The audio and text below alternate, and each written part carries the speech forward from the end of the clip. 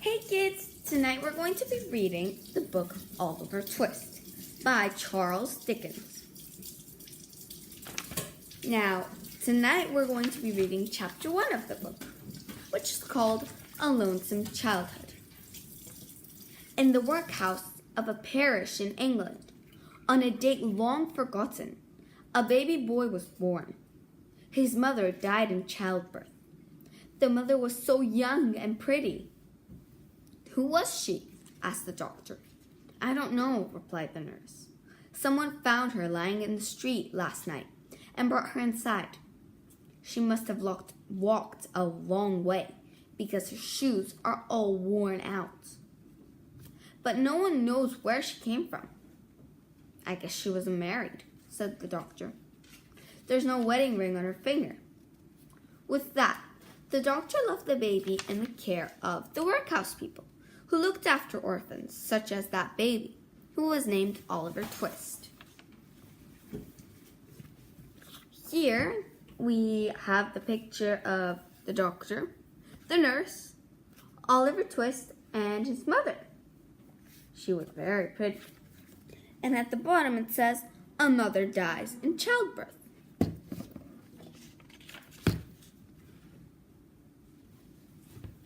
Before he was a year old, Oliver was sent to another workhouse. He spent the next 8 years with 25 other children. Some were troublemakers, and some, like Oliver, simply had no parents to take care of them. Mrs. Mann, who ran the workhouse, received money from the parish to buy food and clothes for the children. However, she kept most of the money for herself. The only time she bathed the children and gave them enough to eat was when an official came from the parish church to inspect the workhouse. Such an inspection took place on Oliver's 9th birthday. The child was thin and pale, and always hungry and unhappy. The parish officer, Mr. Bumble, came to see Mrs. Mann about him. Mr. Bumble was a fat, middle-aged man with a bad temper. So Oliver Twist is 9 years old today.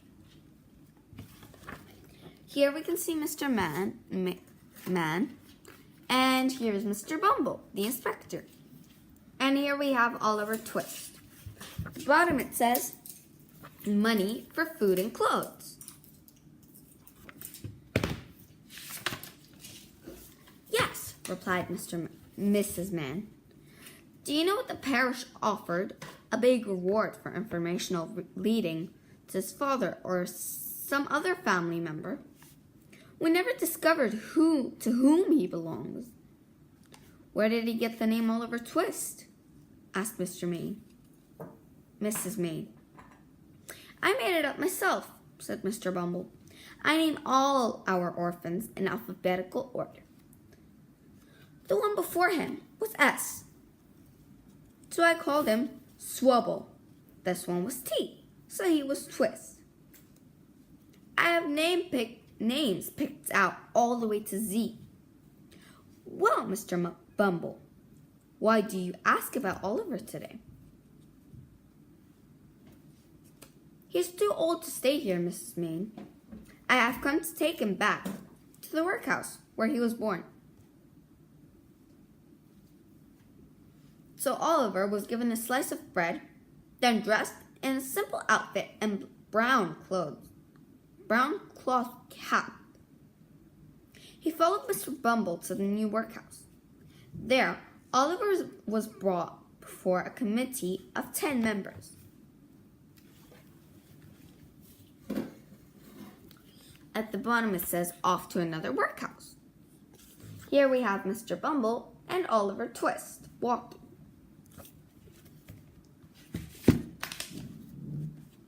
"What's your name, boy?" growled the chairman of the committee.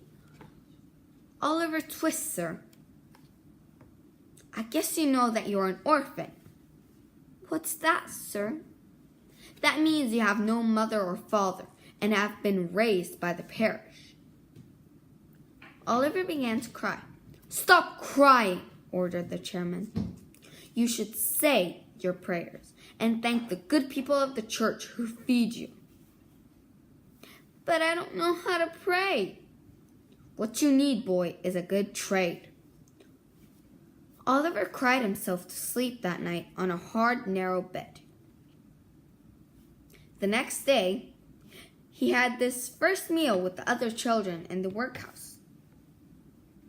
Not only did the food taste terrible, but it never filled the children's stomach. They had nothing but thin soup 3 times a day, with an onion twice a week, and half a roll on Sunday. After 3 months of near starvation, the children drew lots to decide who would ask for a second helping. Oliver was chosen. So here we can see the committee of 10 members, mostly men. And at the bottom it says, "You're an orphan." Here we can see Oliver crying. Poor Oliver. Oliver picked up his empty bowl and went to Mr. Lumpkins, who was serving supper. "Please, sir, may I have some more?" The boy whispered. "What did you say?" roared Mr. Lumpkins, who could hardly believe his ears. "I would like some more supper." Mr. Lumpkins screamed for Mr. Bumble. "That child will come to no good," said Mr. Bumble. "Put him in a room by himself. That will teach him to ask for too much to eat." The next morning, Mr. Bumble posted a sign outside the workhouse. It offered a sum of £5 to anyone who could take Oliver away and teach him a trade.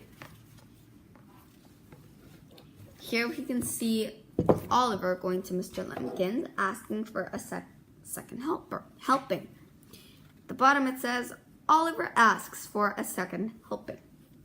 Here we can see that all the kids are staring and saying, "Oh," because normally no one asks for a second helping. And that is the end of chapter 1. Good night, and I will see you the next time we read chapter 2. Good night.